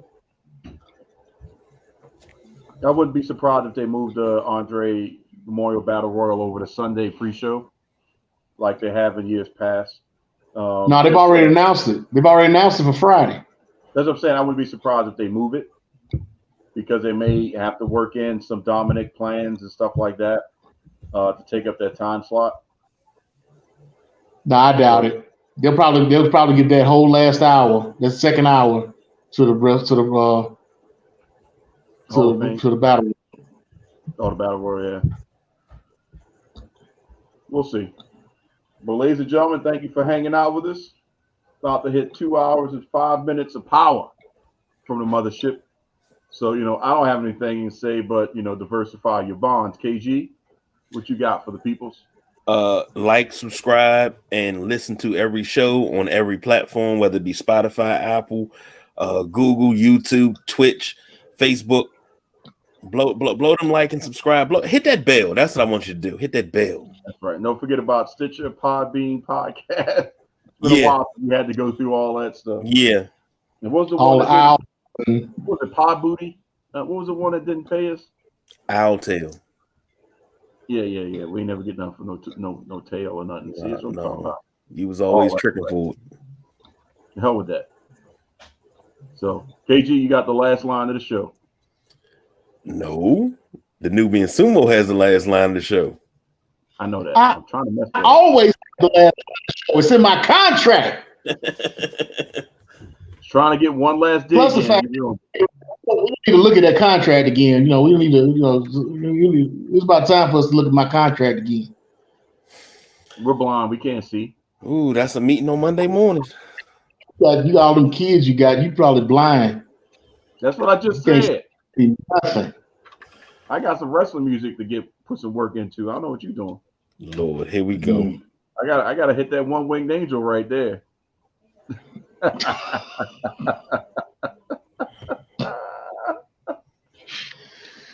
Konnichiwa, bitches.